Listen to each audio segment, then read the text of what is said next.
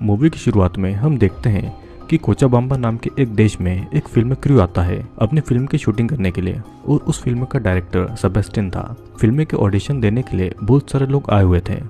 उस फिल्म का producer Costa अपना टाइम बचाने के लिए सभी के ऑडिशन नहीं लेना चाहता था, और तभी वहाँ पर डेनियल नाम का एक आदमी आता है। सभी वहाँ पर मेहनत से काम करने के लिए आए थे, और डेनियल चाहता था कि सबको बराबर का मौका मिले। इस बात को लेकर डेनियल और कास्टा के बीच में बहुत बड़ी लड़ाई होती है, और किसी तरह सेबेस्टियन इस झगड़े को रोकता है और उस सभी को ऑडिशन के लिए बराबर का मौका देने की बातें भी करता है। कास्टा के अनुसार कोचाबाम्बा में लोग बेसिक चीजों के लिए ही लड़ रहे थे, तो थोड़ा सा पैसा भी यहाँ के लोगों के लिए बहुत है, और इस तरह उनकी फिल्म के लिए बहुत सारा पैसा बच जाएगा। और पैसा बचाने के लिए फिल्म के क्रूज का काम भी कास्टा लोकल लोगों से ही करवाता है। इधर हम देखते हैं कि कोलंबस किसी तरह आदिवासियों से सोना निकलाया करता था, और यही उनकी फिल्म की कहानी भी थी। फिल्म का मेन हीरो एंटन अपनी एक्टिंग में बहुत अच्छा था, तो एक्स्ट्रा एक्टर के लिए वे लोग डेनियल को रख लेते हैं, क्योंकि डेनियल की एक्टिंग स्किल्स सच में अच्छी थी। शूटिंग फिर शुरू होती है, और डेनियल के साथ उसकी बेटी बालेन भी काम करती है। फिल्म के साथ में बारिया वहाँ के लोकल लोगों के ऊपर डॉक्यूमेंट्री भी बना रहा था, और यहाँ पर हमें पता चलता है कि गवर्नमेंट के ऑर्डर पर चल रही वाटर की सप्लाई कंपनीज की वजह से वहाँ के लोकल लोगों को पानी तक ठीक से नहीं मिल रहा था। तभी वहाँ पर वाटर सप्लाई की गाड़ी आती है, जिसे देखकर डेनियल और उसके साथी उनको डराकर उनकी गाड़ी तोड़कर उनको वहाँ से भगा देते हैं। अगले दिन पुलिस वहाँ पर आकर लोकल लोगों की पानी वाली जगह को सील कर देती है, और बारिश भी उस जगह पर कई सालों से नहीं हुई थी, और ऐसा लग रहा था कि भगवान भी ये नहीं चाहते थे कि उन लोगों को पानी मिले। इस घटना के बाद में लोकल वाटर सप्लाई की कंपनी के सामने प्रोटेस्ट करते हैं, और डेनियल इस प्रोटेस्ट का लीडर था। बारिया ये सब कुछ डॉक्यूमेंट्री के लिए रिकॉर्ड कर रहा था, और कास्टा बारिया को इन सब से दूर रहने को कहता है। अगले दिन डेनियल और बेलेन फिल्म सेट पर जाते हैं, और कास्टा डेनियल को शूटिंग पूरा नहीं होने तक उस प्रोटेस्ट से दूर रहने को कहता है, नहीं तो ये उनकी फिल्म के लिए बहुत बुरा होगा। तभी कास्टा को किसी का कॉल आता है, और वो इंग्लिश में बात करके किसी को बता रहा था कि लोकल को थोड़े से पैसे देकर उनको बेवकूफ़ बनाया जा सकता है। लेकिन यहाँ पर डेनियल को इंग्लिश आती थी, क्योंकि वो कुछ साल दूसरे शहर में काम कर चुका था। कास्टा की इन सब बातों से डेनियल दुखी होकर वहाँ से चला जाता है, और कास्टा भी शर्मिंदा होकर डेनियल के सामने कुछ नहीं बोल पाता है।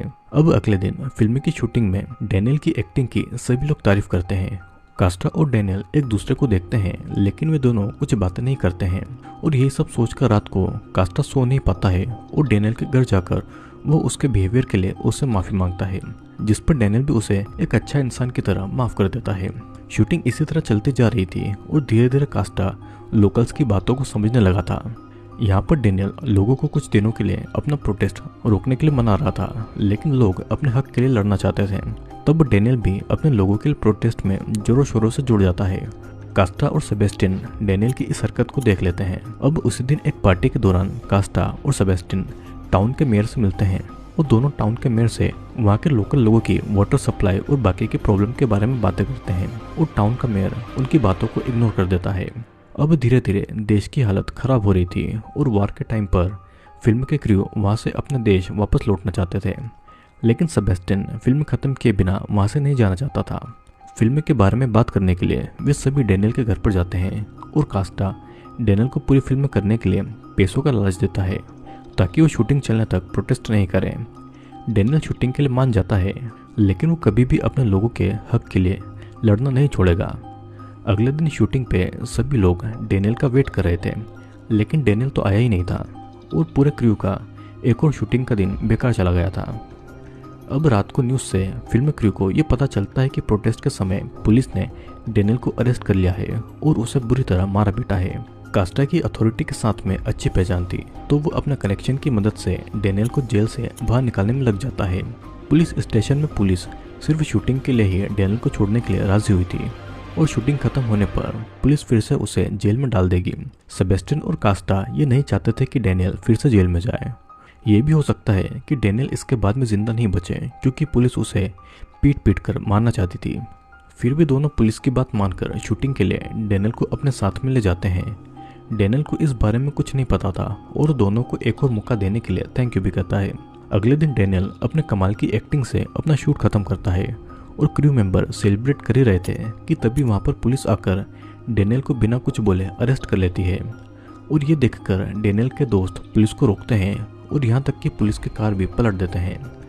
पुलिस गुस्से में उन लोगों पर गोलियां चलाना चाहती थी, पर किसी तरह सेबेस्टियन और कास्टा बात को संभाल लेते हैं और इसी दौरान डेनियल भाग जाता है और पुलिस भी वापस चली जाती है। लोकल गवर्नमेंट की लड़ाई दिन ब दिन और भी ज़्यादा बढ़ गई थी और रेगन और बारिया किसी तरह यहाँ से निकलना चाहते थे। यहाँ पर वॉर के समय रहना सबके लिए खतरा बन सकता था, लेकिन सेबेस्टियन रिक्वेस्ट करके उनको रोक लेता है। उनकी फिल्म अभी भी अधूरी थी और क्रू मेंबर नई लोकेशन के लिए जा ही रहे थे कि तभी वहाँ पर डेनियल की वाइफ तारिशा आती है, क्योंकि प्रोटेस्ट के समय उनकी बेटी बालेन को बहुत चोट लगी थी और डेनियल भी गायब है। बेलेन को हॉस्पिटल में ले जाने के लिए वो कास्टा से मदद मांगती है और कास्टा इस बारे में सेबेस्टियन को बताता है, पर सेबेस्टियन इन सब में पड़ना नहीं चाहता था।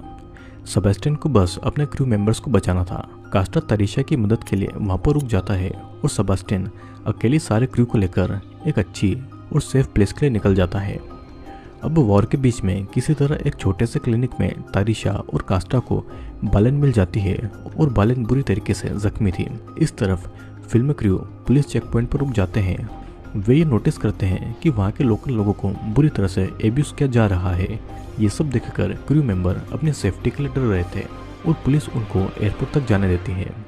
सभी क्रू मेंबर चले जाते हैं, लेकिन सेबेस्टियन और एंटन कास्टा के लिए वहीं पर रुक जाते हैं और इधर कास्टा टाइम रहते बेलेन को हॉस्पिटल पहुंचा देता है। बेलेन बच तो जाती है, लेकिन अब जिंदगी भर वो ठीक से नहीं चल पाएगी। और अब जब बेलेन ठीक होता है तो कास्टा डेनियल को ढूंढने जाता है ताकि बेलेन अपने फादर डेनियल को देख पाए। वॉर खत्म होने के बाद में पूरा टाउन बर्बाद हुआ पड़ा था और कास्टा को डेनियल कहीं नहीं मिलता है, तो फिल्म के सेट पर जाता है। वो देखता है कि वहाँ पर इनकम्प्लीट फिल्म की स्क्रिप्ट पड़ी थी, जो कि वे लोग इतनी मेहनत के बाद भी पूरा नहीं कर पाए थे। और तभी वहाँ पर डेनियल आता है और डेनियल कास्टा को थैंक यू कहता है, जो उसने इतनी मुसीबत में भी बेलेन को बचाया। यहाँ पर हमें पता लगता है कि डेनियल का प्रोटेस्ट काम आया है और अब वाटर सप्लाई की कंपनी उस टाउन से हट गई है।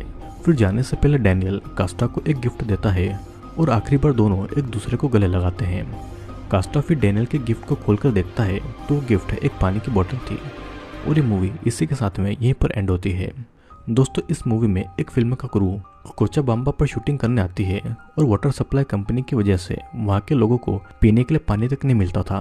लोग अपनी बेसिक जरूरतों को लेकर भी तड़प रहे थे।